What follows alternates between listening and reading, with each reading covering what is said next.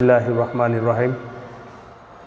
সুপ্রিয় শিক্ষার্থীবৃন্দ, অনলাইন ক্লাসের অনার্স প্রথম বর্ষের শিক্ষার্থীদের হিসাব বিজ্ঞান বিভাগ ও ফিন্যান্স বিভাগের 2 বর্ষের শিক্ষার্থীদের আজকের সবাইকে স্বাগতম জানিয়ে শুরু করতে যাচ্ছি। আমি মোহাম্মদ এহসানুল্লাহ, সহকারী অধ্যাপক হিসাব বিজ্ঞান বিভাগ ও ফিন্যান্স বিভাগ, নরসিংদী সরকারি কলেজ, নরসিংদী। তোমাদের সাথে সরাসরি ক্লাসে সম্পৃক্ত হয়েছিলাম। প্রথম 1 মাস 1.5 মাস তোমাদের সাথে আমরা ছিলাম, পরে কলেজ বন্ধ হয়ে গেছে, কিন্তু তোমাদের সাথে সরাসরি ক্লাসে এখন আর সম্পৃক্ত থাকতে পারছি না, যেহেতু অনলাইন ক্লাসে তোমাদের সাথে এখন থাকতে হচ্ছে। আর সরাসরি পাঠদান যতটুকু করেছি ঠিক তার পরবর্তী অংশটুকু নিয়ে আমি তোমাদের সাথে আজকে হাজির হয়েছি। তো শিক্ষার্থীরা, এখানে তোমরা বোর্ডে দেখতে পাচ্ছ যে আমরা আজকে কী বিষয় নিয়ে আলোচনা করতে যাচ্ছি। প্রিন্সিপালস অফ অ্যাকাউন্টিং, হিসাব বিজ্ঞান যে নীতিমালা তোমাদের যে বইটা আছে সেই বইয়েরই একটা অধ্যায় নিয়ে আজকে আলোচনা করব। প্রথম অধ্যায় নিয়ে আমরা সরাসরি এবং অনলাইন ক্লাস এবং অফলাইন ক্লাসে আমরা এর আগেও আলোচনা করেছি কিছু এই প্রথম অধ্যায় নিয়ে। এখন দ্বিতীয় যে অধ্যায়টা আছে হিসাব বিজ্ঞান সমীকরণ, মানে ইংরেজিতে আমরা যেটা বলি অ্যাকাউন্টিং ইকুয়েশন, এই অ্যাকাউন্টিং ইকুয়েশন নিয়ে তোমাদের সাথে আজকে আলোচনা করব। তা আমরা নর্মালি যেটা জানি, অ্যাকাউন্টিং ইকুয়েশন সমান এ সমান এল প্লাস ও ই, ঠিক আছে? তো এখানে এটা আমরা জানি অনেকে যে এ সমান এল প্লাস পি, মানে সম্পত্তি সমান দায় কি মালিকানা সত্ত্ব। এখানে সম্পত্তির বিভিন্ন ধরনের ক্লাসিফিকেশন আছে। এখন এটাকে যদি আমরা ইকুয়েশন বানাই ফেলি, যে এই যে এটাকে আমরা বানাইলাম, দেখো হ্যাঁ, এর বেশ কিছু ভাগ আছে। দেখো তোমরা অ্যাসেট ইকুয়েশনটাকে কিন্তু আমরা বানাই ফেলতেছি। দেখো অ্যাসেটের বিভিন্ন ভাগ আছে। এই যে এর ভিতরে কি থাকে? ক্যাশ থাকে, থাকে কি অ্যাকাউন্টস রিসিভেবল থাকে, থাকে ইকুইপমেন্ট, মানে থাকে কি আর সাপ্লাইস অথবা প্রিপেড এক্সপেন্স। প্রিপেড তা একটু বড় করে দিই তোমাদের জন্য, আর কিছু সহজ করে দিব এই বিষয়টা। এই ঘরটা একটু বড় করি, কেন করছি সেটাও বলবো। অ্যান্ড ইকুইপমেন্ট ছাড়া যে কোনো ফিক্সড অ্যাসেটের নাম এখানে মনে করো, যে কোনো ফিক্সড অ্যাসেট, ঠিক আছে? অ্যাকাউন্টস রিসিভেবল ক্যাশ, সাপ্লাইস ছাড়া প্রিপেড এক্সপেন্স, যে কোনো প্রিপেড এক্সপেন্স থাকতে পারে। Expense XPENS, prepaid expense. যেমন ইন্স্যুরেন্স থাকতে পারে, প্রিপেড ইন্স্যুরেন্স থাকতে পারে। পরীক্ষায় তো সবগুলি এক প্রশ্নে থাকবে না, এই জন্য একটু আলাদা করে দিলাম। হ্যাঁ, তো এখানে লাইবিলিটির ভিতরে আমরা মনে করে রাখলাম অ্যাকাউন্টস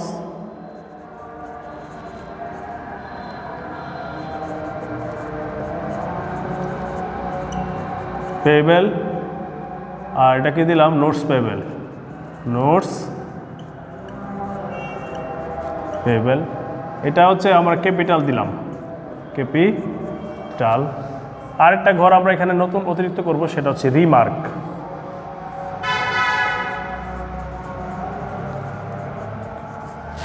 এই হচ্ছে হিসাব সমীকরণের যে অঙ্ক থাকবে আমাদের পরীক্ষায় সি পার্টের জন্য, সেখানে আমরা এইভাবে ঘরটাকে সাজাবো হিসাব সমীকরণে। এখানে একটা কোম্পানির নাম থাকবে, হয়তো এক্স কোম্পানি। এখানে লিখবো summary of transaction of transactions, হ্যাঁ, সামারি অফ ট্রানজ্যাকশন, হ্যাঁ, অথবা effects of transaction on accounting equation, accounting equation. এখানে শিক্ষার্থীরা, আমরা তোমাদের একটু আগে বলেছিলাম যে সম্পত্তি এ সমান এল প্লাস ওই, এটাকে কিন্তু আমরা এই ইকুয়েশনে এখন সাজাইলাম। পরীক্ষায় প্রশ্ন থাকবে, তখন আজকে আমরা তোমাদের কিভাবে এই লেনদেনগুলোতে আমরা এখানে, এটার আরেক নাম হচ্ছে ইফেক্টস অফ ট্রানজ্যাকশন, মানে হিসাব বিজ্ঞানে সমীকরণে effects of transaction on accounting equation, মানে হিসাব সমীকরণের প্রভাব, লেনদেনের প্রভাব। কিসের প্রভাব? লেনদেনের প্রভাব। তো শিক্ষার্থীরা, এখানে এই যে এই অ্যাসেটের ভাগ করলাম এখানে আপাতত 1 2 3 4 4 ভাবে। এর ভিতরে এখানে অ্যাসেট এই হিসাব সমীকরণ একটা বর্ধিত সমীকরণ আছে এ সমান L plus O E plus income minus expense minus drawing. মানে এই ওনার্স ইকুইটির সাথে এই সবগুলি বিষয়, ইনকাম হলে কি হবে, এটা আই মানে কি ইনকাম যোগ হবে, এক্সপেন্স হলে কি হবে, এটা কি হবে এক্সপেন্স হলে বিয়োগ হবে, ইনকাম হলে যোগ হবে, এক্সপেন্স হলে কি হবে বিয়োগ হবে, আর ডি মানে কি ড্রয়িং। এই যে 6টা উপাদান 1 2 3 4 5 6 এই 6টা উপাদানের সাথে এই ওনার সিকিউরিটির সাথে এই বাকি 3টা জিনিস কী হবে যোগ বিয়োগ হবে, কি হবে যোগ বিয়োগ হবে, সেটার নাম হবে ওনার সিকিউরিটি। হ্যাঁ, তো আমরা ধরে নিলাম এটা ক্যাপিটাল, এই ক্যাপিটালের সাথে এই ক্যাপিটালের সাথে এগুলি আমাদের কি কি যোগ হবে, ইনকাম যোগ হবে, ইনকাম কি হবে যোগ হবে, আই এক্সপেন্স কি হবে বিয়োগ হবে, আর ড্রয়িং কি হবে বিয়োগ হবে। তো যে সকল লেনদেনগুলো এইগুলি হবে সেগুলি অবশ্যই এই ক্যাপিটাল মানে ওনার সিকিউরিটিকে কী করবে প্রভাবিত করবে। তার মানে যখন অঙ্ক দেওয়া থাকবে সকল প্রকার ইনকাম কিন্তু এখান থেকে যোগ করতে হবে ইনকাম, এবং সকল প্রকার এক্সপেন্স এখান থেকে কী করতে হবে বিয়োগ করতে হবে, এবং সকল প্রকার এই ড্রয়িং মানে ডি যেটা আমরা ইন্ডিকেট করলাম ডি, এই ডিও কী করতে হবে বিয়োগ করতে হবে। তো শিক্ষার্থীরা এখানে তোমার এখানে যদি আরেকটু বিস্তারিতভাবে বলতে যাই যে এখানে অ্যাসেট, তারপরে হচ্ছে তোমার এক্সপেন্স এবং ড্রয়িং, এই তিনটাকে আমরা নর্মালি ডেবিট মনে করি, এবং বাকি যে আরও এই তিনটা আছে এই তিনটাকে আমরা মনে করি কি ক্রেডিট। যেমন সম্পত্তি যখন বাড়বে তখন ডেবিট হবে, সম্পত্তি যখন কমবে তখন কি হবে ক্রেডিট হবে, আবার সম্পত্তি যখন এখানে বাড়বে এক্ষেত্রে কি হবে লাইবিলিটি যদি বাড়ে এক্ষেত্রে ক্রেডিট হবে, কিন্তু সম্পত্তি যদি বাড়ে কি হবে ডেবিট হবে। আবার এখানে এক্সপেন্স যদি বাড়ে হবে কি ডেবিট, আর এই ইনকাম যদি বাড়ে হবে কি ক্রেডিট। আবার এই যে অবস্থানটা ড্রয়িং যদি বাড়ে তাহলে কমে যাবে মালিকানা সত্ত্ব, কমে যাবে কি মালিকানা সত্ত্ব। তো এইখানে এইভাবে আমরা একটু ব্যাখ্যা করতে পারি। তো এখানে তোমাদের আজকে কিছু নিয়ম নিয়ে আলোচনা করব, হিসাব সমীকরণে কিছু নিয়ম, সেই নিয়মগুলি তোমরা আশা করি ফার্স্ট টু লাস্ট বুঝলে তোমরা অবশ্যই কী করতে পারবে পুরো অঙ্কটা কী করতে পারবে ধরতে পারবে। তো শিক্ষার্থীরা এখানে একটা জিনিস তোমরা ক্লিয়ার হও যে এখানে এই হিসাব সমীকরণের অঙ্ক করার ক্ষেত্রে প্রথম যে বিষয়টা মনে রাখতে হবে সেটা হচ্ছে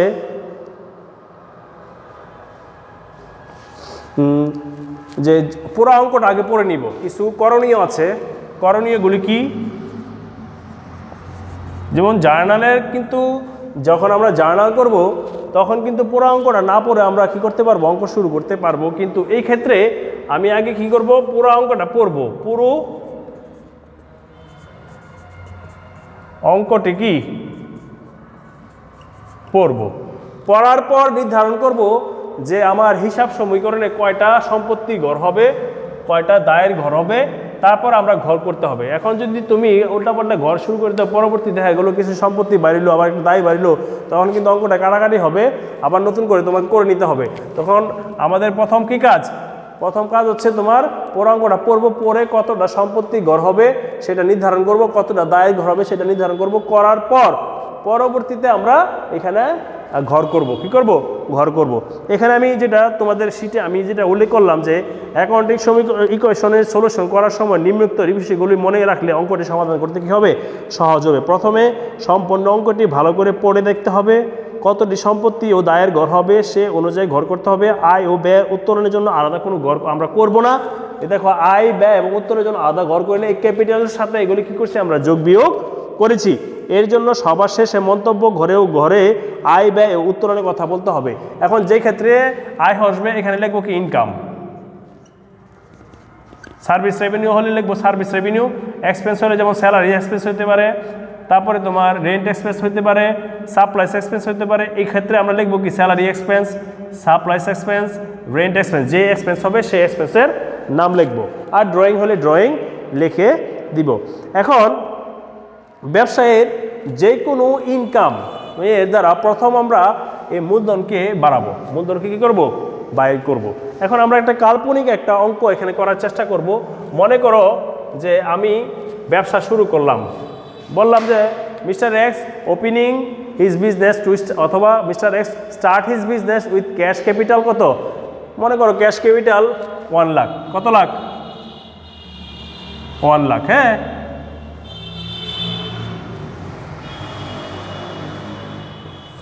ক্যাশ ক্যাপিটাল দিলাম কি 1 লাখ। হ্যাঁ, এখন এটা মনে করো 2021 সালের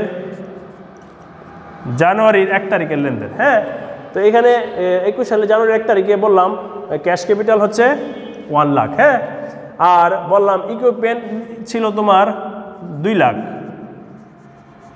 হ্যাঁ, এখন তার ক্যাপিটাল কত হবে? এখানে হবে দুইটার যোগফল 3 লাখ। ঠিক আছে, নিয়ে সে ব্যবসা শুরু করলো with equipment valued start open his business with equipment valued কত 2 lakh and cash capital valued মানে কত 1 লাখ। তো দুইটা মিলে আমার কত হইলো 1 লাখ। এখন ব্যবসায়ের একটা ইনকাম, যে কোনো ইনকাম হতে পারে, service income, sales related income, যে কোনো ইনকাম যদি হয়, প্রথম আমি বাড়াবো কোনটা দিয়ে? এই ক্যাপিটালকে বাড়াবো। প্রথম কী দিয়ে বাড়াবো? ক্যাপিটালকে। যেমন হয়তো প্রশ্নে বলতে পারে যে মিস্টার মানে service provide, mister X provide কি সার্ভিস। এখানে আমি এক্সের কথা বারবার বলছি কারণ কোম্পানির নাম হচ্ছে x. Mister X provide service, হ্যাঁ, উইথ ভ্যালুড টাকা কত 10,000, টাকা কত 10,000 ইন ক্যাশ, ক্যাশে নগদ সেবা প্রদান করলো। তাহলে আয় এখানে হওয়ার সাথে সাথে এই 10,000 টাকা আমি এখানে কি করতে হবে? বাড়াই দিতে হবে। এখন ইনকাম হইলে যোগ করব, এখানে কি করব? যোগ করব। এখানে লিখবো সার্ভিস রেভিনিউ, সার্ভিস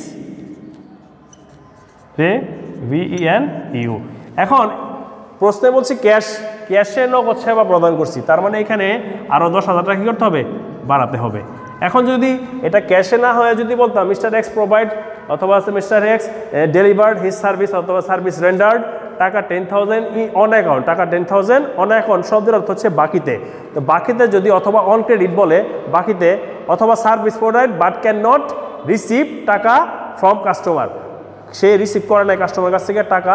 অথবা যদি বলে যে mister X provide service and bill কত 10,000, এটাও একটা বাকির লেনদেন। যদি বিল শব্দটা উল্লেখ থাকে, কোনো টাকা রিসিভ না থাকে, অথবা বিল শব্দের সাথে টাকা পেড শব্দ না থাকে, তখন মনে করবা এটা কি বাকির লেনদেন। অথবা বলতে পারে ইনকার্ড শব্দ, mister incurred income 10,000 but can not receive টাকা, এটা বলে নাই কিছু, শেষ বললো ইনকার্ড ইনকাম। তখন কিন্তু এই যে ইনকার্ড শব্দ কি বললাম, INCURED, ইনকার্ড অথবা বিল, এই শব্দের সাথে যদি রিসিভ শব্দ না থাকে তাহলে এটা ধরে নিতে হবে বাকিতে। আর যদি রিসিভ থাকে, হ্যাঁ, তখন কিন্তু রিসিভ না থাকলে কি থাকে? রিসিভ না থাকলে মনে করবো কি বাকিতে। আর যদি রিসিভ থাকে তাহলে করবো কি নগদে। তো এইখানে যদি বলতো বাকিতে সেবা হয়েছে 20,000 টাকা, তখন আমরা লিখতাম কি ওই যে অন অ্যাকাউন্ট। তাহলে 20,000 টাকা এখানেও সার্ভিস রেভিনিউ মন্তব্য ঘরে লিখবো, আর বাকির জন্য আমরা এখানে 20,000 টাকা বাড়াবো। এখন নিয়ম হচ্ছে প্রতিবার এইভাবে যোগ বিয়োগ করে নেওয়া। এই যে সমীকরণে আমি যোগ বিয়োগ করে নিচ্ছি, এই 10,000 সাথে এই 10,000 মিল রাখতে হবে লাইনটা, এই 10,000, হ্যাঁ, এই যে 10,000, তাহলে এখানে 3,10,000 হইলো, আগের বেলে ছিল 3 লাখ, এখানে 3,10,000, এখানে 2 লাখ ছিল 2 লাখ, হ্যাঁ, আর এখানে ছিল 1 লাখ, আর 10,000 যোগ দিলে 1,10,000। ঠিক আছে, এখন বাকিতে যদি আবার সেবা দেয় 20,000, তাহলে এখানে আরও 20,000 টাকা বাড়বে। এভাবে প্রতিবারই কী করতে হবে? লেনদেনে জেড টানতে হবে। মনে করো এটা জানুয়ারি 3 তারিখ লেনদেন, তাহলে আগে ছিল 1,10,000, এখন হলো কত 20, নতুনটা হওয়ার পরে। এখানে 2 লাখ ছিল, 2 লাখই আছে, এখানে কিছুই ছিল না, কিছুই রাখলাম না, এখানেও কিছু নাই, এখানেও নাই, আর এখানে 3 লাখ কত আসবে 30,000। এখানে লিখতে হবে সার্ভিস রেভিনিউ, সার্ভিস রেভিনিউ। আমি সংক্ষিপ্ত লিখলাম, একবার যেহেতু ইউজ করছি এসআরটা দিয়ে দিতে পারলাম, এসআর সার্ভিস রেভিনিউ। এখন শিক্ষার্থীরা দেখো, এখানে সার্ভিস রেভিনিউ নগদ হোক অথবা বাকিতে হোক, এখানে নগদ ছিল, এটা ছিল বাকিতে অন ক্রেডিট। এখন নগদ হোক অথবা বাকিতে হোক, সবসময় কিন্তু সার্ভিস রেভিনিউর কারণে ক্যাপিটাল যোগ হয়েছে। কি হয়েছে? যোগ হয়েছে। যদি নগদ সেবা হয় তাহলে ক্যাশ বাড়বে। কি বাড়বে? এটা কিন্তু ক্যাশ, এটা কি CASH, ক্যাশ, ক্যাশ বাড়বে। আর যদি বাকিতে হয় এক্ষেত্রে কিন্তু এখানে বাড়বে। এখন দেখা গেল মনে করো এই 20,000 টাকার 10,000 টাকা ক্যাশ আর 10,000 টাকা অন অ্যাকাউন্ট, তখন আমরা কি করব? এই ক্ষেত্রে এখানে দিব 10,000, এখানে দিব কত? 10,000। ক্লিয়ার? তাহলে এটা এরকম হইতে পারে, ঠিক আছে? পরের লেনদেনটা দিয়ে বুঝাই। মনে করো এই আরেকটা সেবা হইতে পারে, এই যে 5 তারিখ দিলাম এটা, যে সার্ভিস প্রোভাইড 30,000, সার্ভিস প্রোভাইড কি 30,000 অথবা 40,000, service provide 40,000 and cash receive 14% অথবা 50%। দ্য সার্ভিস প্রোভাইড অথবা রেন্ডার্ড, DERED, রেন্ডার্ড 40,000 আর 40% ক্যাশ রিসিভ, CEIBED। হ্যাঁ, তার মানে 40% ক্যাশে পাইছি অথবা 50%ই ধরো, 50% ক্যাশ, বাকি 50% কি আমি ক্যাশে পাই নাই, ধরা বোঝা যায় এটা। তো এই ক্ষেত্রে আমি এখানে পুরো 40,000 এখানে নগদ হোক বাকিতে হোক সবসময় এটা যোগ হবে। তো আর যেহেতু 40% 50% এখানে ক্যাশ হয়েছে, তো এখানে আমি এই 20,000 টাকা এখানে এই ক্ষেত্রে বাড়াবো, আর অ্যাকাউন্টস রিসিভেবল বাড়াবো কত হাজার, বাকিটা ধারের জন্য এই 20,000। তো সার্ভিস রিলেটেড আর কোনো লেনদেন পরীক্ষা এর বাইরে আছে কিনা আমার জানা নেই।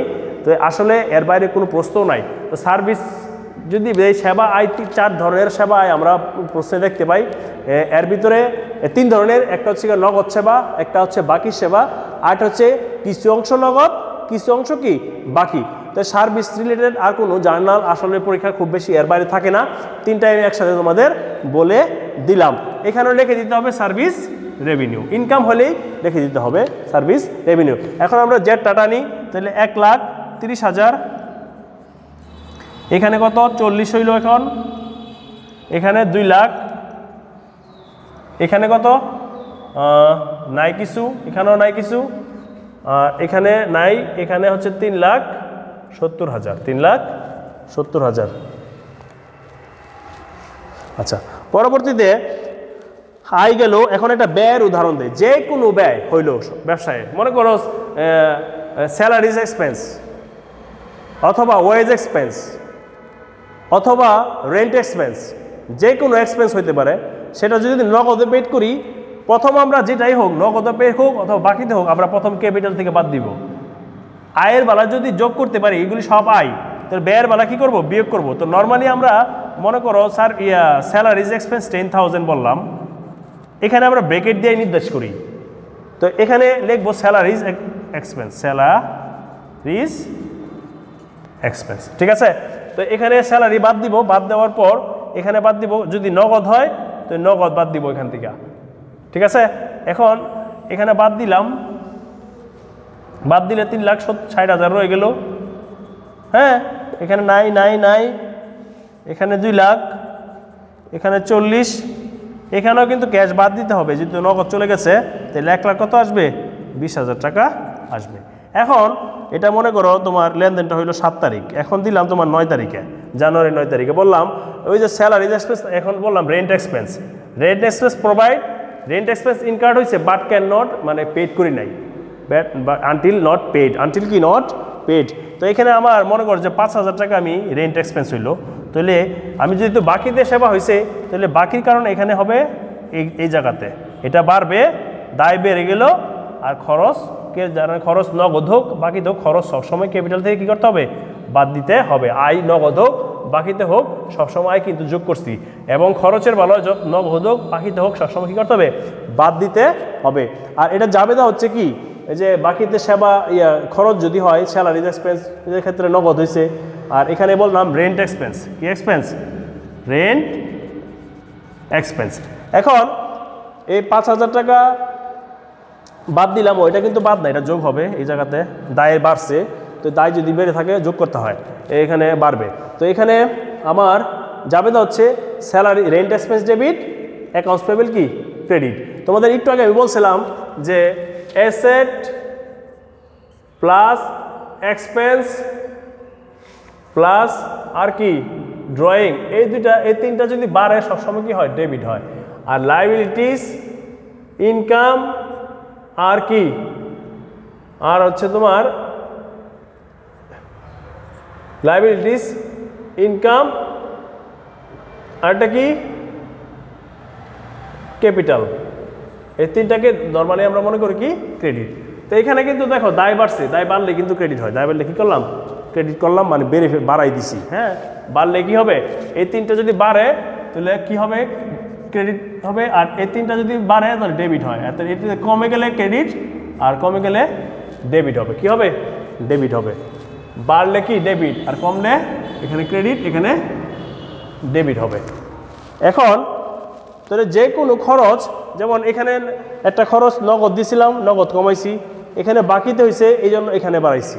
ঠিক আছে, তো এখানে কিছু খরচ নগদ দিতে পারে, কিছু খরচ কী হতে পারে বাকিতে হইতে পারে। যেমন এখানে ইনকামের ক্ষেত্রে কিছু খরচ কিছু আয় নগদ হয়েছে, কিছু আয় কী হয়েছে বাকি দিয়েছে। এখন এটা একটু জ্যাট টাইনে ফেলি, তাহলে এখানে 3 লাখ কত 55,000। হ্যাঁ আচ্ছা গেল, এখানে 5,000 নতুন করে এসেছে, এখানে নাই কিছু, এখানে 2 লাখ, এখানে 40, এখানে কত 1,20,000। এখন 11 নম্বরে আসো। 11 নম্বরে বললাম কিছু খরচ নগদ কিছু খরচ কি বাকিতে হইল। হ্যাঁ ওই যে ইনকামের মতোই মনে করো রেন্ট এক্সপেন্স প্রোভাইড 5,000 তাহলে অথবা 10,000 50% ক্যাশে পেড করলাম, 50% কী হইলো বাকিতে হইলো। এই ক্ষেত্রে আমার মনে করো যে রেন্ট এক্সপেন্স 10,000 তো এখানে বাদ দিবই, আর যেহেতু 50% ক্যাশ হয়েছে নগদ হয়েছে আর 50% বাকি দিয়েছে, বাকিটা এখানে যোগ করে দিব আর নগদেরটা এখান থেকে কী করতে হবে বিয়োগ করতে হবে। তাহলে এখানে গিয়ে ব্যালেন্স দাঁড়াবে কত এই ক্ষেত্রে, তাহলে এখানে কমে গেল 3,45,000 আর এখানে বাড়বে 10,000, আগে ছিল 5,000, এখানে নাই কিছু, এখানে 2 লাখ, এখানে 40, এখানে 1,15,000 কমে, যেহেতু খরচ কিছু নগদ হয়েছে কিছু কিসে বাকি হয়েছে। এখন খরচ আর ইনকাম পরীক্ষায় এই দুইটা 100% একটা করে থাকবে, দুইটাও থাকতে পারে তিনটাও থাকতে পারে। খরচ এই তিনটার বাইরে আশা করি আর আসবে না, আর আসবে না। এখন সকল ব্যয়ের ক্ষেত্রে চলে গেল। আর সম্পত্তি ক্রয় নগদে হোক অথবা বাকিতে হোক মালিকানা সত্ত্ব কি কখনো কি করতে পারবে না প্রভাবিত করতে পারবে না। মনে করো আমি একটা ইকুইপমেন্ট পারচেস করলাম, পারচেস করলাম 40,000। এখন দেখো আগে কিন্তু একটা ইকুইপমেন্ট ছিল 2 লক্ষ টাকা, সেটা কিন্তু আমি ব্যবসায় নিজে আনছি, এই জন্য আমার ক্যাপিটাল কিন্তু এখানে বাড়াইছি। কিন্তু ব্যবসা যদি ব্যবসার টাকা দিয়ে কোনো সম্পত্তি পারচেস করে 40,000, এই ক্ষেত্রে কিন্তু মালিকানা সত্ত্ব প্রভাবিত করবে না, সম্পত্তি বাড়বে। এখন সেটা নগদ হোক নগদ থেকে বাদ দিবে, আর যদি সম্পত্তিটা বাকিতে ক্রয় করে তাহলে কি অ্যাকাউন্টস পেবেল গিয়া কী হবে অ্যাকাউন্টস পেবেল বাড়বে। এখন এখানে আমি কিন্তু বলছি যে ইকুইপমেন্ট পারচেস 40,000, কোনো ক্যাশের কথাও বলি নাই, বাকির ক্ষেত্রেও বলি নাই। যদি বাকি না বলে অবশ্যই সেটা নগদ, আর যদি বাকি হইতে গেলে অবশ্যই সেটা উল্লেখ করে দিতে হবে অন অ্যাকাউন্ট অথবা অন ক্রেডিট অথবা নট পেড ইন ক্যাশ, তখন বোঝা যাবে এটা বাকিতে। যতক্ষণ পর্যন্ত এটা স্পষ্ট না করবে ততক্ষণ সেটা মনে করবো কি সেটা ক্যাশে হয়েছে। কি হয়েছে ক্যাশে হয়েছে। তো এই ক্ষেত্রে মনে করো এটা 15 তারিখের লেনদেন, যেহেতু পারচেস করছি সম্পদ, তো সম্পত্তি আমার এখানে 40,000 বাড়বে, আর নগদে যেহেতু হয়েছে তাহলে এখানে নগদ কমে যাবে। তো আশা করি শিক্ষার্থীরা এটা বুঝতে পারছো। আর যদি বাকি দিত তাহলে এখানে 40,000 আসতো আর এখানে 40,000 আসতো। আর যদি নোট পেবেলের মাধ্যমে পারচেস করি তো নোট পেবেল বাড়তো। ক্লিয়ার যাবে না, হয়তো ইকুইপমেন্ট ডেবিট অ্যাকাউন্ট পেবেল কি ক্রেডিট। আর যদি নোট পেবেলের মাধ্যমে পারচেস করি তাহলে নোট পেবেল জায়গায় হবে কি নোট পেবেল অথবা অ্যাকাউন্ট পেবেল। অ্যাকাউন্ট পেবেল হবে কখন নোট পেবেল ছাড়া যখন বলবে, আর নোট পেবেল যদি নোট পেবেলের মাধ্যমে ক্রয় করি তাহলে নোট পেবেল হবে কি ক্রেডিট, তখন এখানে আসতো টাকাটা। আচ্ছা এখন তোমাদের একটা রিসিভেবলের টাকা বোঝাই, যে এখানে দেখো আমরা একটু মুছে ফেলবো, এই ঘরগুলো একটু মুছবো যেহেতু এগুলি কাজ শেষ হয়ে গেছে।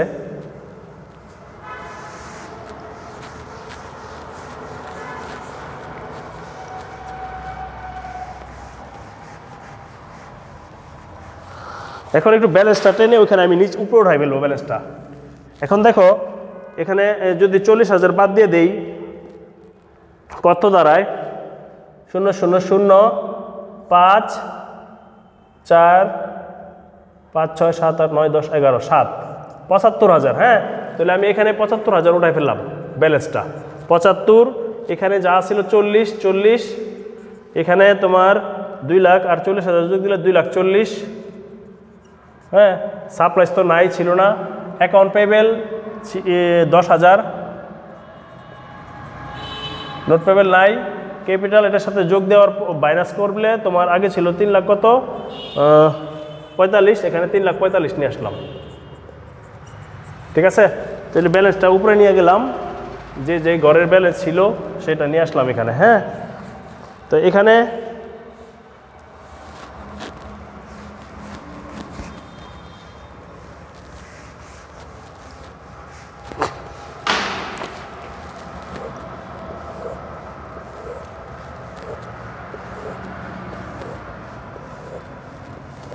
গেল। এখন আসো এই রিসিভেবলের কাছ থেকে, যেমন যে কোনো একটা তারিখে হয়তো 9 তারিখ না 11 তারিখে যে একটা আমি ধারে একটা সেবা প্রদান করেছিলাম, সেখানে 20,000 টাকা, দুইটা লেনদেন ছিল 20-20, অথবা যেখানে থেকে মনে করো আমি রিসিভেবলের কাছ থেকে 20,000 টাকা পাইলাম বাকির কারণে। 10,000 টাকা মনে করো প্রথম বাকি দিয়ে বিক্রি করছিলাম, এই বাকির লেনদেনের টাকা এখন পাবো। মনে করো তার কাছ থেকে পাওয়ার কথা 10,000, তখন আমি হয়তো বলবো যে ক্যাশ রিসিভ 10,000 টাকা, 9,000 টাকা। ক্যাশ রিসিভ কি 9,000 টাকা ফর ট্রানজ্যাকশন মনে করো 9 অথবা 7, যেখানে 10,000 টাকা বাকি লেনদেন ছিল। 9,000 টাকা in the full settlement of this transaction, মানে ওই লেনদেনের বিপরীতে পণ্য নিষ্পত্তিতে আমি 9,000 টাকা রিসিভ করলাম, কিন্তু তার কাছ থেকে কিন্তু পাওয়ার কথা 10,000, পাইছি কত মনে করো এটা ঘটছে তোমার 18 তারিখ আইসা। হ্যাঁ, কত তারিখ আইসা 18 তারিখ এসে গল্টো। হ্যাঁ, তখন আমি এখানে কি করব, এখানে আইসা আমার যেহেতু ক্যাশ পাইছি 9,000, তো এখানে তো ক্যাশ 9,000 বেশি আমি যোগ করতে পারবো না। হ্যাঁ, কিন্তু এখানে রিসিভেবল কিন্তু বাদ দিতে হবে তোমার 10,000-ই। ঠিক আছে, তো এখানে কিন্তু একটা ডিফারেন্স হয়ে গেল। কি হয়ে গেল, একটা ডিফারেন্স হয়ে গেল 1,000 টাকার। এটা কি হয়েছে, এটা খরচ হয়ে যাবে, এটা বেশি মাইনাস হয়েছে 1,000। দেখো 10 থেকে যদি 2,000 বাদ দিয়ে, তো নেগেটিভ ফিগার 1,000 টাকা বেশি দেখানো হয়েছে। তো এখানে 1,000 টাকা তোমার ডিসকাউন্ট এক্সপেন্স নামে তোমার দেখা দিতে হবে। তাহলে এখানে রয়ে যাবে 3,44,000, এটা মাইনাস, এটা 10,000, 3 লাখ, আর এটা 2,40,000, এটা তোমার 30,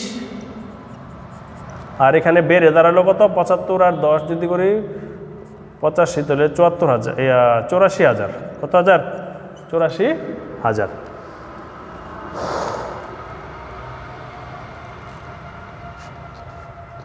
ঠিক আছে, আচ্ছা এখন এই যে অ্যাকাউন্ট পেয়েবেলের টাকা তো আমি এইভাবে পরিশোধ করতে পারি। যেমন অ্যাকাউন্ট পেয়েবেলকে প্রদান করার কথা 10,000, কিন্তু প্রদান করলাম তোমার মনে করো যে 9,500, 9,000 কত 500। তাহলে এখানেও তো একটা ডিসকাউন্টের কথাবার্তা চলে আসলো। তো এখানে যদি ডিসকাউন্ট হয়, তো এখানে কি হবে দেখো, আমি প্রথম অ্যাকাউন্ট পেয়েবেল পুরো 10,000 টাকায় বাদ দিব। মানে আমি হয়তো বলবো, পরীক্ষার প্রশ্ন হয়তো বলবে পেড টু অ্যাকাউন্ট পেবেল, মনে করো এটা এই যে 10,000 টাকা লেনদেনটা যে দিন করছে ওই তারিখটা উল্লেখ করে দেবো। মনে করো এটা 11 তারিখ করছে, তাহলে এই 11 তারিখের লেনদেনের বিপরীতে আমি টাকা প্রদান করে দিচ্ছি কত হাজার টাকা প্রদান করছি, মনে করো 9,500। তাহলে কম প্রদান করছি, কত টাকা প্রদান করার কথা 10,000, অথচ এখানে কিন্তু বাদ দিচ্ছি কত হাজার তোমার 9,500 টাকা পেড করছি। তাহলে এখানে কিন্তু কম প্রদান করা হয়েছে কত 500, তাহলে ডিফারেন্স হয়ে যাবে, এখানে 500 টাকা ডিফারেন্স হবে। এখন ইনকামের সময় দেখো এটা বিয়োগ করছি, যখন কিনা রিসিভেবলের কাছ থেকে টাকা পাইছি অ্যাকাউন্টস রিসিভেবল, তখন কিন্তু আমি এখানে ডিসকাউন্টের সাথে কী করে ক্যাপিটালের সাথে বিয়োগ করছি। আর এখানে এই ক্ষেত্রে আমি কি করব 500 টাকা যোগ করে দিব, কি করে দিব, আর এখানে লিখবো ডিসকাউন্ট ইনকাম অথবা ডিসকাউন্ট অ্যালাউড, ডিসকাউন্ট রিসিভ, আর এখানে এই ক্ষেত্রে হচ্ছে অ্যালাউড। তো এখানে আমরা পরবর্তীতে ব্যালেন্সটা নামাই, দেখি কি হয় 3,44,500। হ্যাঁ, আর এখানে তো এটা নাই, শেষ হয়ে গেল। আর এখানেও আগে কিছু ছিল না, আর এখানে 2,40,000, এখানে 30,000, এখানে হচ্ছে যোগ দিব 500, 9, 10, 11, 12, 13 হইলে 3, 8, 9, 93,000 500 টাকা, 93,000 কত 500 টাকা। এখন একটা ঘর জিনিস বাদ দিচ্ছে, সেটা হচ্ছে যে সাপ্লাইস থাকলে, প্রিপেড ইন্স্যুরেন্স থাকলে, ইন্স্যুরেন্স যে কোনো প্রিপেড যে কোনো এক্সপেন্স হতে পারে, যেমন রেন্ট এক্সপেন্স। বললাম যে রেন্ট এক্সপেন্স এখানে তোমার এটা যদি 20 তারিখ হয়, এটা দিলাম 22 তারিখ। হ্যাঁ, বললাম যে সাপ্লাইস পারচেস ফর 3 মান্থ, 3 মাসের জন্য সাপ্লাইস পারচেস করলাম, মনে করো 3,000 টাকা, কত হাজার টাকা, তাহলে সাপ্লাইস বাড়বে। আবার হয়তো বলতে পারি যে প্রিপেড এক্সপেন্স, যে কোনো একটা প্রিপেড এক্সপেন্স, বললাম rent expense paid for 3 month, এই জন্য কিন্তু একটা করে ইউজ করছি। দেখো সাপ্লাইস, প্রিপেড এক্সপেন্স, ইন্স্যুরেন্স যদি প্রিপেড থাকে এই ক্ষেত্রেও ইন্স্যুরেন্স। যদি বলি প্রিপেড ইন্স্যুরেন্স পেড ফর কি 1 ইয়ার, হ্যাঁ, অথবা পেড ফর 3 মান্থ, এক্ষেত্রে আমি 3 মাসের জন্য খরচটা হয়েছে, এই জন্য এটা কিন্তু সম্পত্তি ঘরে রাখছি কত 3,000 টাকা। এখন নগদ যদি পেড করি তাহলে এখানে নগদ বাদ যাবে কত 3,000 টাকা। ঠিক আছে, এখনও কিন্তু এক্সপেন্স হিসাবে দেখাই নাই, হিসাবে দেখাই নাই, এক্সপেন্স হিসাবে দেখায় নাই। 3,40,500 এখানে নাই, এখানে নাই, এখানে নতুন করে আইটেম হলো 3,000, এখানে 2,40,000, হ্যাঁ, আগে যা ছিল, আর এখানে 30, আর এখানে তোমার 3,000 টাকা বাদ যাবে, তো 90,500 টাকা। এই হচ্ছে সাপ্লাইসের ক্ষেত্রে। আর আপাতত এতটুকু থাকুক, আশা করি তোমরা বুঝতে পারছো। তো এখানে আরেকটা বিষয় যদি বলে, যে একটু আগে বললাম যে সাপ্লাইস পারচেস ফর 3 মান্থ, তার মানে কি জানুয়ারি মাস 31 তারিখে কিন্তু 1 মাসের খরচ বাদ দিয়ে দেখা দিতে হবে। তো লেখা আমি 1 মাসের খরচ হবে কত 1,000, কত হাজার 1,000। আর এখান থেকে যেহেতু ক্যাশ আগে বাদ দিয়েছিলাম 3,000, সবার শেষ হয়তো যদি এই লেনদেনটা নাও বলে, তাও কিন্তু আমার 31 তারিখে এটার ইফেক্টটা দেখাই দিতে হবে। আর এখন যেহেতু খরচ হয়ে গেছে 1,000, তাহলে এখানে ক্যাপিটাল থেকে কী করতে হবে, বাদ দিতে হবে। এখানে হয়তো ইন্স্যুরেন্স হলে ইন্স্যুরেন্স এক্সপেন্স, সাপ্লাইস হলে সাপ্লাইস এক্সপেন্স, ধরলাম এটা সাপ্লাইস এক্সপেন্স, তাহলে এটা আমি বাদ দিব, কি করব, বাদ দিব। তাহলে 3 লাখ কত 43,500, হ্যাঁ, এখানে তো নাই, এখানেও নাই, এখানে 2,000, এখানে 2,40,000, এখানে 30,000, এখানে 90,500। তাহলে এখানে আমি সবার শেষ এরকম একটা দাগ দিব, এখানে একটা দাগ দিব, এখানে লিখবো লাইবিলিটি যোগ পলিসিকা সমান 3 লাখ কত 43,500, আর এখানে হবে কি 3,43,500। ঠিক আছে, এইভাবে লিখে দুইটা ঘরে টান দিয়ে দিব। হ্যাঁ, এইভাবে লিখে এটা দুইটা ঘর টান দিয়ে দিব। এখন একটা ঘরের ইফেক্ট আবার বাদ রাখছি নোটস পেবেল। যেমন আমি একটু আগে বলছিলাম যে সম্পত্তি পারচেস করলাম নোটস পেবেলের মাধ্যমে। হ্যাঁ, তখন আমরা এখানে লিখবো যে মনে করো যে এই ইকুইপমেন্ট পারচেস করলাম নোট পেবেলের মাধ্যমে। হ্যাঁ, তখন আমরা লিখবো কি, অথবা ক্যাশ বড় করলাম ব্যাংকের মাধ্যমে, নোট পেবেলের মাধ্যমে ব্যাংক থেকে বড় করলাম, তখন আমরা এটা এখানে ইফেক্টটা দেখাবো। মনে করো 5,000 টাকা ব্যাংক থেকে লোন নিলাম, তাহলে এখানে ক্যাশ বাড়বে 5,000, ক্যাশ বাড়বে কি 5,000। ঠিক আছে, ক্যাশ বাড়াই দিব এক্ষেত্রে, আর এখানে এটা করে দিব। মনে করো সবার শেষ আমি একটা লেনদেন দেখাই দিই তোমাদের। এই যে 31 তারিখ আরেকটা লেনদেন আমি এখানে দেখাই দিলাম, যে এই যে এখানে এটা এই 31 তারিখ আরেকটা দেখা দিলাম এখানে। হ্যাঁ, তাহলে এখানে ক্যাশ বাড়লো 5,000, হ্যাঁ, আর এখানে নোট পেবেল বাড়লো কত, নোট পেবেল বাড়লো এখানে 5,000। হ্যাঁ, ঠিক আছে, তাহলে এখানে 43-এর জায়গায় 5, 6, 7, 8, 48,000 হবে, আর এখানে 5,000 বাড়াই দিলে 48,500 টাকা বেড়ে যাবে। ঠিক আছে, এতটুকু থাকলো আজকের ক্লাসে। তো এই আজকে যে বিষয়গুলি আমরা শিখলাম সেটা, তো শিক্ষার্থীরা এখানে আজকের ক্লাসে যে ইকুয়েশন সম্পর্কিত যে পূর্ণাঙ্গ একটা নিয়ম তোমাদের সাথে শেয়ার করার চেষ্টা করেছি। এখানে আমরা প্রথম চেষ্টা করছি ইনকাম সম্পর্কিত 3টা ইনকামের ব্যবসায় কী ধরনের ইনকাম থাকে 3টা, সেটা নিয়ে বললাম। তারপর এক্সপেন্স 3 ধরনের থাকতে পারে, সেটা নিয়ে আলোচনা করলাম। এবার রিসিভেবলের কাছ থেকে টাকা আদায় করলে ডিসকাউন্ট পাইতে পারে, ডিসকাউন্ট নাও পাইতে পারে, না পাইলে এক ধরনের হিসাব হবে, আর ডিসকাউন্ট পাইলে তো ডিসকাউন্ট পাবেই। আর যদি আবার পেয়েবেলকে টাকা প্রদান করলে ডিসকাউন্ট পাইতে পারি, এইটার ইফেক্টও দেখাই দিলাম। আর পরে তোমার উত্তোলনের একটা কথা পাচ্ছিল, যে আমি যদি উত্তোলন করি তাহলে এখান থেকে মনে করো 2,000 টাকা উত্তোলন করলাম, তাহলে ক্যাপিটাল কমাই দিব 2,000, ক্যাশ কমাই দিব কি 2,000। এইভাবে আমরা উত্তোলনের কথা আমরা এটা বাদ ছিল, এটা আজকে শেয়ার করলাম। আবার ওই যে যদি সাপ্লাই সম্পর্কিত সবার শেষে বললাম যে 3 মাসের সাপ্লাই ছিল, 3 মাসের সাপ্লাইটা ইফেক্ট দেখাইছি কীভাবে, 1 মাসের খরচ দেখাই দিলাম। তো এইভাবে আজকে ইকুয়েশনের একটা পূর্ণাঙ্গ নিয়ম কীভাবে আমরা ইকুয়েশনটা দেখাবো অঙ্কে সেটা পূর্ণাঙ্গ আলোচনা করেছি, কিন্তু অঙ্ক করার ক্ষেত্রে সবার আগে যেটা মনে রাখতে হবে, পুরোটা অঙ্ক কিন্তু পড়তে হবে আগে, পুরোটা অঙ্ক পড়ে তারপরে করতে হবে। তো 2 নম্বর যে জিনিসটা আবার বলে পরীক্ষায়, যে এটা তো বললো যে সামারি অফ ট্রানজ্যাকশন, তো অনেক সময় বলে যে অ্যাকাউন্টিং ইকুয়েশনে প্রুভ করো, প্রুভ দ্য অ্যাকাউন্ট, এটা বলে PROVED, prove the accounting equation, এটা বলে। তখন আমরা কি করব, যে 2 নম্বর সমাধান করব কিভাবে, যে এ সমান L প্লাস OE, এ সমান L প্লাস OE।